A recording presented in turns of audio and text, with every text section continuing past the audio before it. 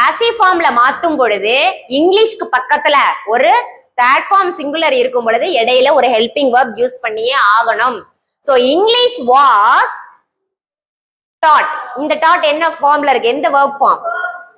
Third form. இந்த that வந்து third form. இந்த டாட் என்ன form? V2. V2 second form. ஏன்னா past tense.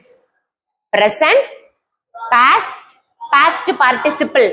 இதத்தான் V1, V2, V3 அப்படின்னு சொல்றோம். teach அப்படிங்கிற வேர்புக்கு செகண்ட் ஃபார்மும் டாட்னு தான் வரும், தேர்ட் ஃபார்மும் டாட்னு தான் வரும். இதுவும் டாட், இதுவும் டாட் தான். அதுதான் நம்ம பிரெயின் கரெக்டா கண்டுபிடிக்கணும். இங்க சப்ஜெக்ட் மட்டும் தான் இருக்கு.